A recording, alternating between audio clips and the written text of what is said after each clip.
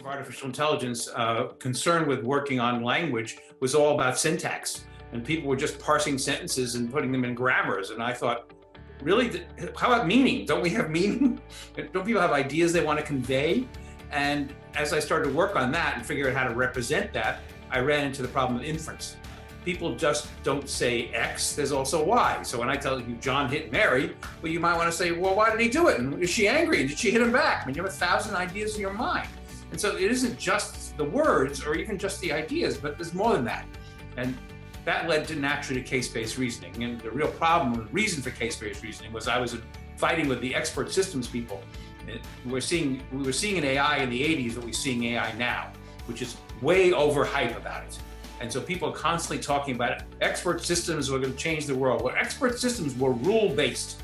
And people, they'd ask experts and they say, well, how do you do this and do you do that? And they give you rules. You don't necessarily have all this conscious knowledge of things. And what I began to realize is that when people understand something, they understand things in terms of things that they've experienced, things they've done. So past experiences help you interpret the new experience. My classic example was always, John went into a restaurant, he ordered lobster, he paid the check and left. Well, first off, what did he eat? I didn't mention eating. Second, why was he playing somebody from the Czech Republic? Well, that's not what I was saying. So in order to understand it, you have to bring in a whole knowledge about restaurants. What you order is what you eat. That there aren't Czech people serving you, that a Czech is something else. That what's going on in the entire situation brings to mind. Now, if I tell you a particular restaurant, since we're talking the UK, so as I say, I went to Gordon Ramsay. Well, you might say, well, how could you afford it? Was it really crowded? How'd you get a reservation? And because suddenly knowledge comes in about Gordon Ramsay that brings to mind something different than I say I went to Joe's Pizza Place. So we bring in past experience to help us interpret new experience. And that's what case-based reasoning is about. I quit being a professor because I'd had enough of it. I actually think the university system is fraudulent, and I got tired of being part of it. But weirdly enough, I immediately got hired by Carnegie Mellon University to run their West Coast Silicon Valley campus, in which I said, you're asking me, you know I'm an education radical and I don't believe in anything in the university. And they said, just be quiet, do whatever you want. So the first thing I did was look at all the computer science is what I was working with, all the computer science programs that they were delivering. And I was going to do master's programs online. And I looked to see what they were. And they were collections of courses that are unrelated to other courses. And I've created something called the Dragon Slaying Curriculum. I said the king was very upset about dragons, so he called all his best people at the university to get together and create a Dragon Slayer curriculum. So there was a course on the legal ethics of dragon slaying. There was a course on the biology of dragons. There was a course, an introduction to dragonese, so you can talk to the dragons. And when the kids graduated, they all got eaten by the dragons, and no one ever told them to slay a dragon. They never tried to slay one. And I said, what you need is a story. It could be about dragon slaying or anything else, but it has to be something that causes you to try to solve the problem. My current example right now, I'm completely obsessed with cyber attack and defense because the US government is, and they asked me to build a story-centered curriculum. And what are we doing? We're in contrast to what exists out there. And you see, oh, we teach cyber. No, you teach courses in cyber where people memorize facts about cyber, but actually you have to learn how to attack and defend. You have to find suspicious files and you have to figure out how they got there and you have to figure out how to get rid of it. So what we do is we throw them in immediately. We put a fictional story. All right, you've just been hired by the US government to solve this problem. Oh, we're getting an attack. Go fix it. I don't know anything. Okay, try to figure it out. And we have in there a mentor always, somebody who will sit there and help them think about it, not answer their questions necessarily. My company's not called Socratic Arts for no reason. We answer Socratically. Oh, how do you think you might do that? And it's basically a sink or swim methodology. I'm going to throw you in the water, and when you start to drown, I'm going to help pick you up so you can try again until you actually learn to swim. And my theory on all education is that we know how to teach children just fine until they go to school. Because up until they go to school, they do what they want. And so everything about education, in my mind, the story-centered curriculum is the point, is put you in a situation and let you, that you choose to be, that you want to do, and not that someone said you have to, and that you try to figure things out for yourself, and you can ask for help when you need to. And we have lots of help available from human mentors, but also because it's online curriculum, we know the kinds of questions you're going to ask and the kinds of troubles you're going to create. So we anticipate them.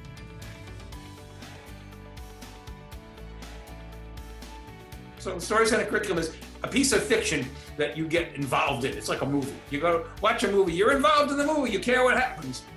In this case, you're also learning, but it's supposed to be the moral equivalent of a movie, exciting and fun.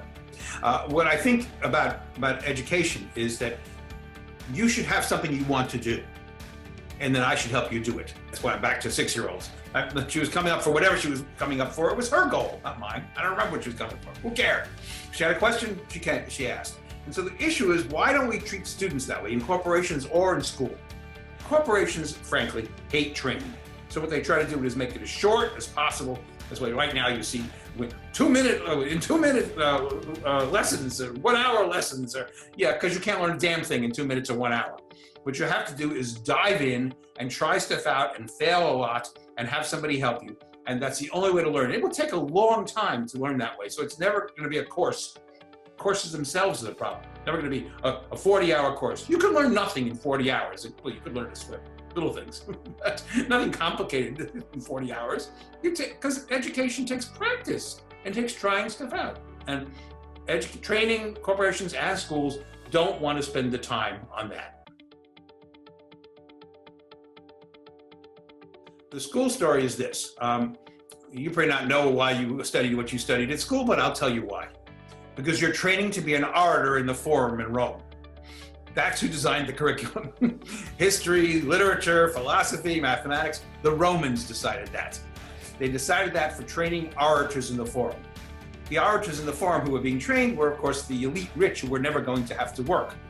They never thought for 1 minute that that was a way to train people for actual life and actual jobs, because these people were so rich they were just going to be debating in the Forum. So they trained them to do that. How this got to be the curriculum the rest of the world offers is insanity, total insanity. The word liberal arts is a Roman expression, artis liberalis. The fact that we have decided this makes sense appalls me. The issue is the most sensible thing you can do. You ask kids, they've done this study in London and in New York, ask kids what they want to be when they're like 8 or 9. They want to be astronauts, they want to be actors, they want to be zookeepers, turns out to be one of the big ones. So how about if we train them to be zookeepers? Okay, they're not going to be zookeepers, but think about all the things they could learn while learning to be a zookeeper instead of learning algebra. They could learn about how first, the zoo is a commercial enterprise, how to run a commercial enterprise. Second, of how what animals' needs might be, whether zoos are reasonable places. I mean, there's all kinds of interesting issues they could be discussing, but instead we're making them memorize the Pythagorean theorem. For what purpose? It's useless. So that's schools. Corporations, weirdly enough, copy schools. Why? Because everyone in corporate training went to school, and they think it's normal. And what is the single biggest problem in school? Again, the Romans are responsible for everything. The classroom. Why would we think that we put 30 people in a room all at once and think that's going to work? You talk at them, they ignore you. Some people memorize everything someone's saying because they want to get A and be patted on the head, and some don't pay a bit of attention. And then we expect it, and anyway, whatever's happening, each of them are thinking different thoughts. So what we do is try to make everybody sit quietly and pay attention. You know what they really teach in school and in corporate training? Pay attention. Sit down. Shut up. And corporations shouldn't be thinking that. I mean, the schools are bad enough that they do that. The corporations should be saying, hey, I need you to learn how to do this, and here's a guy who's going to help you do that. Or if you can't do that, then you can build it online. Here's an online guy who's going to help you do that. Try it out. The problem with why corporations don't want to do that, first, if they're caught up in the school model, which is, it should be a classroom and there should be less. Weirdly enough, the number 40, the courses are always 40 hours in universities. They're spread over a semester, but they're always 40 hours. And corporate training is also 40 hours. Typically, they'll fly you in on Monday and you can leave on Friday. But there's a magic about you could learn something in 40 hours, which is nonsense, total nonsense. You know? Because you don't need technology to do it right. What you need is one-on-one. In other words, if you have a child and it's 0 to 6, i.e. isn't going to school yet, you're one-on-one with it. You're there to help them. You don't give them lectures. You wouldn't listen. You introduce them to things. Hey, here's the zoo. Hey, here's the bicycle. And you help him when he falls off. And you talk to him about the animals. Whatever it is, it's a constant interaction. And the kid eventually says, I want to play with Legos and build blocks. And then he cries when things fall down. And you try to help him not cry, but you're helping him achieve his goals. You're not giving him goals. And the problem with school is school gives you goals that you don't really have. And training does the same thing. And the thing is, training could be so much more better improved by the fact that we could ask people what they want to learn how to do of the things that are in the company and say, okay, then we'll start training you for that. Instead of saying everybody must take compliance training and everybody must take values training and everybody, this doesn't work. All right, why is technology irrelevant? Because I could do all of that one-on-one. But the only reason why technology is necessary is the person who's your expert, who's going to help you, may not be there. so it's very nice to have your mother or father when you're 0 to 6, and they are pretty much likely to be expert at anything you care about at that age. But when you're talking about adults, they're not going to be experts lying around. So the real reason of value of good online training, most online training is terrible, but the value of good online training is the expert could have been pre-recorded to pop up as needed, and a mentor could be available and be handling 100 students at the same time, and you could have a range of where, when you need help, it's available. But the fact of the matter is, the major value of the technology is one thing and one thing only: simulations. And this was invented long before computers are quite the way they are now. We have the best educational technology ever invented, the air flight simulator. When you get on an airplane next time, be thankful for the air flight simulator, because you can be sure, even if it's your pilot's first flight, which it could be, he's flown something just like it in simulation. And these air flight simulators actually look and feel exactly like airplanes. Why do we do it right in that case? Because the US Defense Department actually wanted its fighter pilots not to die. That's why. So they're willing to spend the money on it. And in the end, people are not willing to spend the money that's necessary for training and education. So they always back off doing it right. Technology is irrelevant. It's helpful, but you can do it without technology. All right. First thing, you need to define what you want your people to learn how to do, not what to know.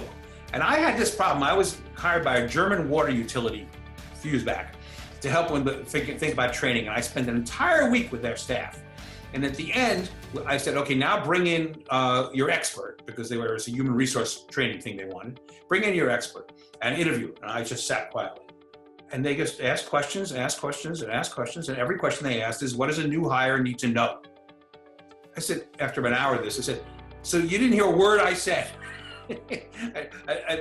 Somebody said, well, what does a new hire need to, how to do? And I said, well, yeah, but the way you get at that is by asking, what mistakes do new hires make?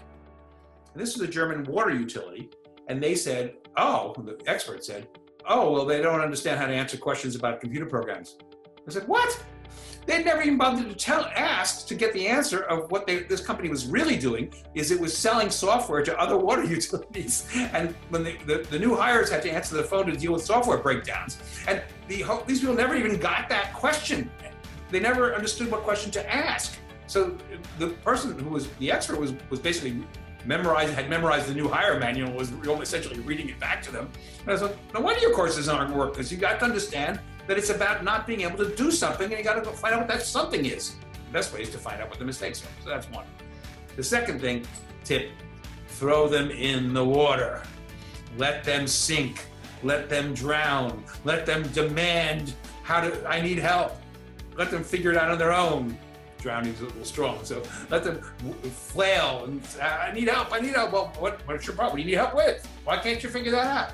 Get them to actually become curious and upset about what they don't know, so they ask for it. But again, it's not what they don't know, it's what they don't know how to do. And the last one is, be there to help them when they have trouble, because they're gonna have trouble, because learning is hard. And if you don't put them in difficult situations and you don't help them when they get out of them, you're never gonna teach anybody anything. Otherwise, the training that companies create is just window dressing. Look at this great training we have. It doesn't work.